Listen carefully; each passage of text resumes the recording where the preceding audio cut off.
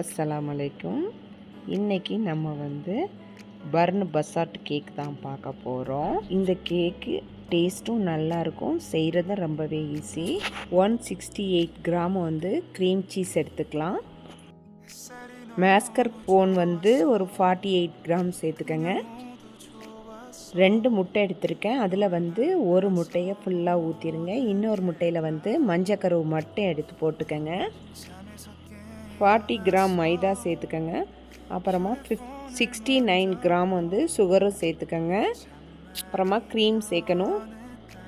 Cream 63 கிராமும் சேர்த்துக்கங்க. சேர்த்துட்டு கொஞ்சமாக வெனிலா எக்ஸ்ட்ராக்ட் ஒரு 5 ml சேர்த்துக்கங்க. இப்போ பிளெண்டர் வச்சு நல்லா பீட் பண்ணிக்கலாம். ரொம்ப பீட் பண்ணாதீங்க, பபிள்ஸ் நிறைய வரக்கூடாது.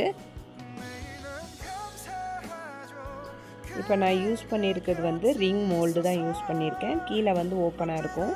அதுக்கு சில்வர் பாய்லர் கீழே போட்டிருக்கேன்.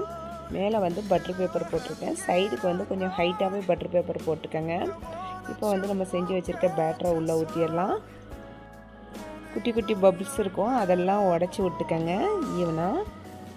இந்த மாதிரிக்கு ஒரு ஸ்போக்கு வச்சுட்டு நல்லா லைட்டாக தட்டி விட்டானிக்கு அவ்வளோ உடஞ்சிரும். ஆல்ரெடி ஓவனை 250 டிகிரியில் நான் ஹீட் பண்ணி வச்சுருக்கேன். இப்போ பேட்டரை உள்ளே வச்சுட்டோம். 30 மினிட்ஸ் பேக் பண்ணி எடுத்துக்கங்க.